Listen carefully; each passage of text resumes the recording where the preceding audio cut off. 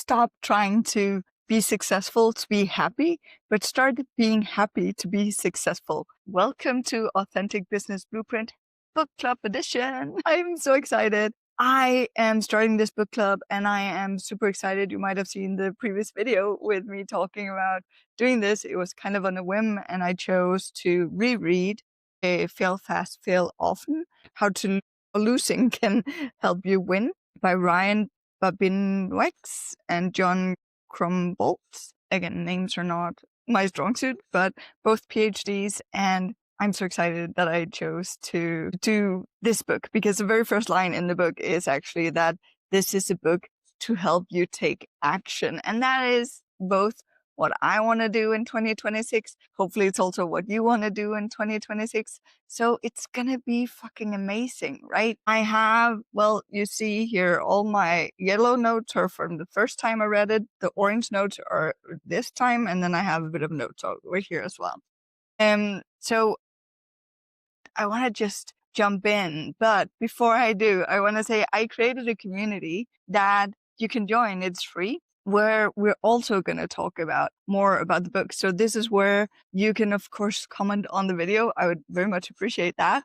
But the community, which I'll link to in the description, is where we can actually go more into depth with the book. It's where we can talk about authenticity. It's where we can talk about all of the topics that I talk about on this channel, about business, about what are the blueprints we really need in life and in our businesses, and how do we take the authenticity with us, and how do we keep focus on that. So jump into that if you want to. And now let's dive into chapter 1 of Fail Fast and Fail Often. I forgot that they're actually both career consultants, which is my background as well. So the first chapter is called The Happiness Tipping Point. And the second quote here that they have is, why we play as children is not because it is our work or because it is how we learn. Though both sentences are true. We play because we are wired for joy. It is imperative as human beings. So what I take, and by the way, this is a quote from John Thorne, a baseball historian and author of Baseball in the Garden of Eden, The Secret History of the Eagle Game. Interesting. And so what I get from this is that the more joy in our lives, the more we learn, right? I want to learn and laugh and have fun along the way. And this is also one of the main points of this chapter, is that the successful people, and I'm sure we're going to get to this as well, but the successful people are usually the people who focus on having joy and excitement and positivity in their lives. And then the success comes with that, because when you are open and successful, or open and joyful and looking at life with through a positive lens, often you also notice more opportunities. You notice what is happening that could be relevant for you, that could help you expand, that could give you these opportunities in life. So the next thing that I have mentioned here is that the focus on opportunities, not problems. It's kind of what I was just saying.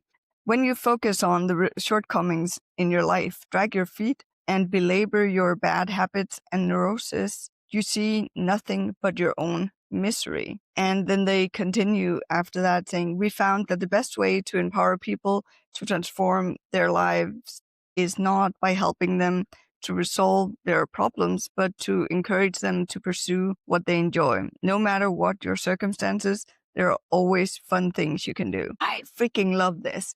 I know I have this thing that I very much live by, and sometimes it's super hard and sometimes it's easier. But for me, there's always something good coming from something. So there's nothing that's so bad that it doesn't have a positive angle or viewpoint, whatever you want to call that. For example, I lost my dad like almost 8 years ago. And unfortunately, he died of lung cancer, and it was a horrible situation. And we basically thought he had pneumonia, and then they were telling us on Tuesday or on Monday, I think, he had lung cancer, and then he died on Thursday. So it was like this horrible, horrible thing. But in that, I learned a lot about myself. I ended up writing and publishing a book.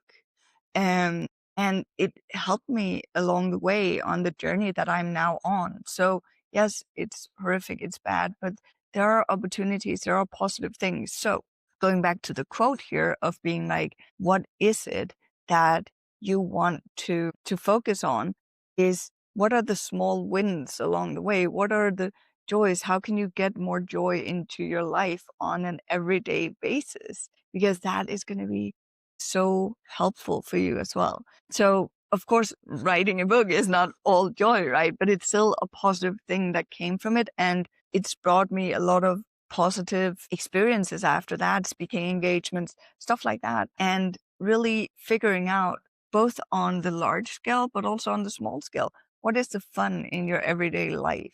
What is those things? And by the way, now that I am blatantly using their book and talking about the content, I would very much love for you to, if you are following along, go and buy their book. It's on Amazon. You can get it both in physical copy. I forgot to check. I'm fairly sure it's sold, so they're in audio and ebook. But go support the authors. I think this is really an amazing book, and I'll leave a link in the description of this video as well for the US Amazon. I'm not sure if that works for going on over to the other Amazons either, but otherwise, like Google the title or search for the title. Okay, so there's 2 points I want to make here. One is on the more personal side, and the other is on the more at work. And I want to kind of relate that into in your own business as well, because I think this is important. But let's start with the positive. So the quote here is, the enjoyment you experience in your life is similar to rest and food. If you don't have enough of it, then your entire life will suffer. And I think this is such a great way to think about this.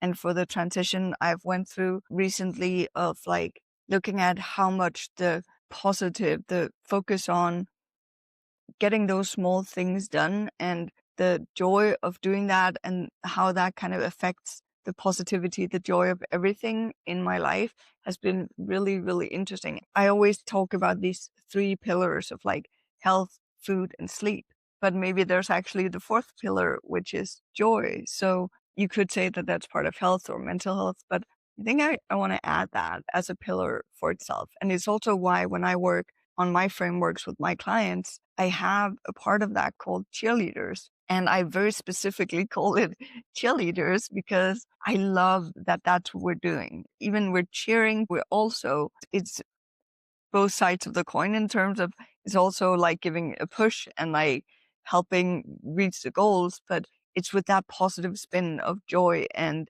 having fun along the way in that journey because it is so, so important that everything we do, not everything we do, and that also goes into the business side of it. Everything we do can't be fun, but the things that we do that can let them be fun. Like look at, is there somewhere I can do this in a fun way? And the reason that we want to do that is like they're saying here, that really elevates our success rate as well. But the reason we also don't want everything to be fun, and this is, I do not remember where this is from, but it's definitely also a personal experience, that we have a baseline, right? And if everything is amazing, then that becomes our baseline, which is great. But the thing is that then it doesn't feel great anymore because it's our baseline. So then we need to do even more to hit that.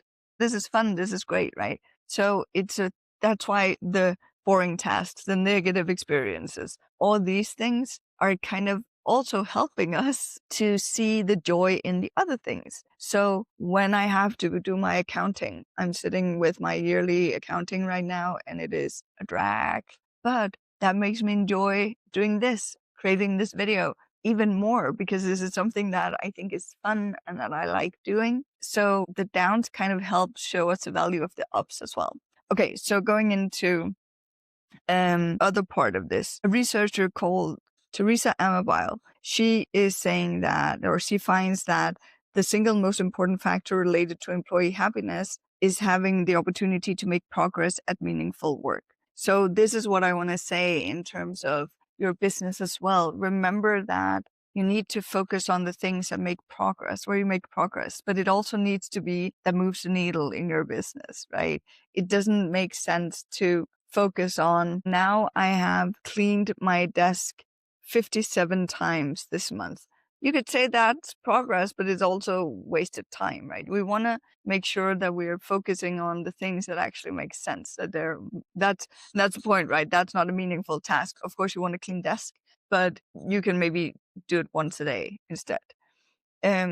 So figuring out what is that for you, what is the meaningful for you, and what is it that makes you see progress.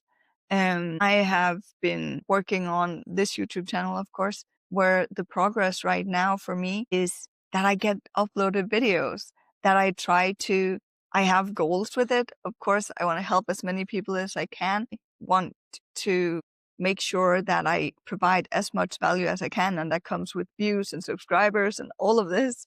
But the point is that for right now, with such a new channel, my progress goal is uploading videos. It's creating a new habit for myself with uploading videos. And the joy for me here and the progress is when I finish this video and when I get it to edit and I upload it, that's freaking awesome.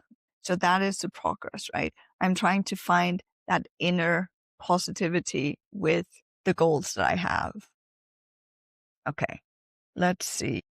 This is interesting too. So another quote here. We found that the reason many people feel trapped, bitter, and hopeless is that they spend the bulk of their time fussing over trivial things and not enough time working on what matters to them. So this again goes back to going with like the progress, going with what is that's meaningful to you. Because I see that from myself as well, going back just a little while and been living in this slump of it. It's kind of it became this downward spiral, right? Where it was really hard to see the positives and it was just fussing over the things and not doing. So I think a lot of the ways to also create, at least that's true for me, create the momentum and create the success is to just start doing the small things. In my video yesterday, I spoke about tiny habits and starting to do something, just one tiny thing at a time. For me at home, it's just like, let's just have those 2-minute tasks. If things take less than 2 to 5 minutes, then I'll just do it. Like, there's no reason to postpone it because it's just going to annoy me. It's just going to be in the back of my head. So it's going to be something that I'll be fussing about instead of just getting it out of the way, just doing it. Just let's go, because then it's out of the way. I don't have to dread about it. And I'm actually giving myself plus points. I'm giving myself positive and joy because I finished that. Even like maybe it wasn't something that I found super interesting to do, but it had to be done. And now I give myself points for doing this. I'm listening to them at the moment to a podcast with Andrew Huberman, where he has James Clear, the author of Atomic Habits. That is another book I want to read for the book club, by the way.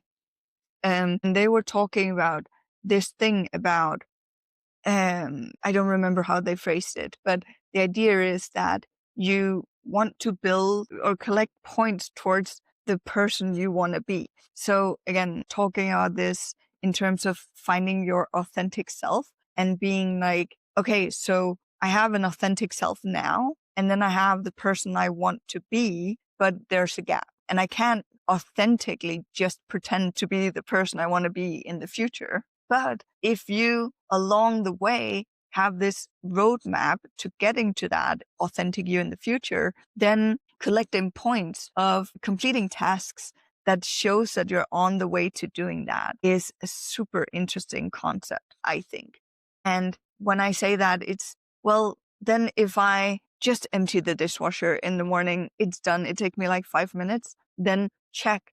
That is a check and a point on the way to being a person I want to do, who just get shit done, right? Who just do them and end up living in a way better condition for myself instead of having it be there and either having my husband do it. I'm also getting a plus point in his book because he doesn't have to do it because I did it, right? So this thing about how do I collect as many plus points? You can gamify this, right? How do I collect as many plus points throughout my day to get towards that future version of myself? The next part of this chapter is called don't let a day pass without having fun.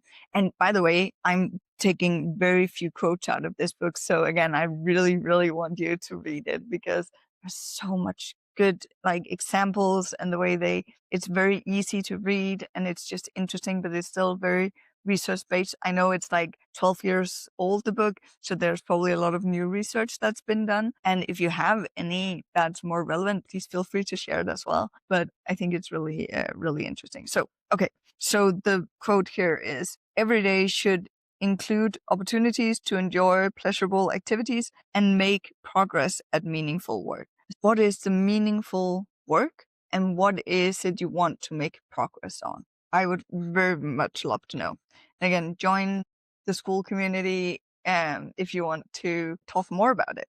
Okay, so we're almost nearing the end of the chapter here. They're talking about tracking your joy at the last part of this chapter. And I was like, that's a bit weird. Like, why would I track my joy? And then I was kind of thinking about it, but why not? Like, why not when you're tracking everything else? You're tracking your sleep, you're tracking your good habits, you're tracking your water intake, you're tracking your exercise, you're tracking everything. Why not track your joy? And they have a super interesting example in here of how to do it, but I want you to read the book to get that. But I want to say here, it can be useful to track the ebb and flows of your emotional experience. This is a quote, by the way. A number of research studies have shown that there are significant emotional, cognitive, and organizational benefits to come from journaling on a daily basis. And I think I've had a hard time journaling because I've not known what to journal about. So I think a very good idea for this is to have prompts that you journal about. You can journal in a notebook. You could journal talking to ChatGPT or whatever AI you want to use, or just on the computer, whatever works for you. There are, for some people at least, some benefit of journaling by hand. There's a thought process there. On the other hand, we can speak much faster than we can write. So it's also about kind of figuring out what works for you, what makes most sense for you in your everyday life. In terms of the joy part, they give a few examples of questions you can ask. I think it's important when you journal to figure out what is it that makes sense to you to focus on. And joy, yes, definitely let that be one of the things. I have like I try to visualize my day. That's one thing. I talk about what I'm grateful for. That's part of the joy, right? I talk a bit about my prayer to the universe. So what is it that I would like to happen as well? And then also just general stuff like, how am I doing? How did yesterday go? How did I sleep? Just more like just getting that kind of going when I start journaling in the morning. Here are a few of their questions, and it's again, not all of them, but what did you do today that was a lot of fun? I recorded a video for you guys and for myself. What is something interesting that you learned? I love that. I have learning very, very high on my talent score. I am certified in a talent test where you get these like talent overview of your talents. And one of my very top talents is learning. I love that. What did you experience that filled you with awe? And maybe even like, what did you experience that was just pretty or because to me, at least, awe is it's a feeling that's way far away. Like it has to be very big for that to happen. So is there like maybe a smaller version of that you could implement that would make sense to you if that's a question to use, right? What fulfilling social interactions did you have? Because did you have any? Again, I'm super extroverted. For me, that's important, right? And writing it down and making sure to kind of keep track of that is also super important. Okay, so I'm going to quote here again. The easiest way to improve your life is to spend more time doing things that you enjoy and that result in positive experiences and less time pursuing activities that drag you down and limit your options. Why don't we do that? What is it that makes us focus? I think it's also, okay, I have two different viewpoints on this. Yes, we should do more of what is enjoyable. We should do more of what is fucking fun. I love that. And I really think that it is important. On the flip side, it's also sometimes about seeing what is the fun and enjoyability in the things you're already doing. when I teach my clients, I'm talking about this all the time. So when you are in this process, what are the fun parts? What are the parts where you're like, this is going to be amazing today?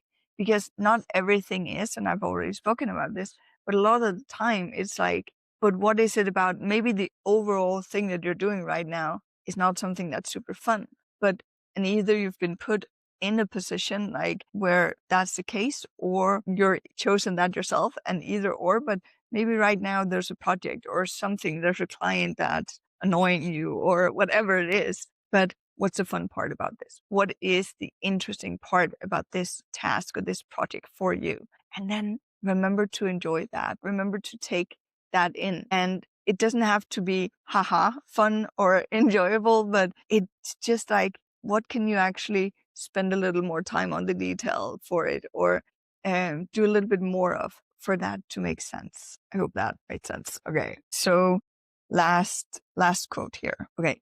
I'm not quite sure if I agree with that, but let's put this to the test. I think it's still important to at least think about. So the quote goes, but it's important to remember that one of your most precious gifts is the freedom to choose where you go and what you do. Your happiness and fulfillment are directly related to this choice. If you want a successful, happy, and meaningful life, you must choose to spend your time doing what fills you with joy. It's that simple. So I don't think it's that simple. Kind of depends on your life circumstances. I think it's a little bit privileged, to be honest, to say that it's that simple. And living in a country like Denmark, it probably is that simple. That's for me, right? Maybe you're living in the States, where you're living in a country where there's not war. And maybe you're living in a country where there is war, where you're getting drafted, or where there's like different circumstances that is making it not as simple. But on the flip side of that, it's also important to not end up using excuses to make it more complicated. So do look for the joy. Do look for what are the choices that you can make that makes life super interesting for you. That gives you the opportunity to look at the world through a joyful lens, because like I was saying before, their research shows that when you do that, more opportunities arise. And that is why successful people tend to be more successful, is because they put themselves in the positions to see the opportunities and see the great gifts that come their way, because they're more positive. So our mindset has such a huge influence on how we see the world, how we perceive the opportunities that comes our way as well. So I would love to hear your thought on this, whether you read the chapter or not. Please do let me know in the comments. Remember to subscribe, by the way. I have a goal of being able to go live with you guys. So the next chapter is just called Fail Fast, Fail Often. So that is what I'm going to tackle as the next thing. Let's fucking go.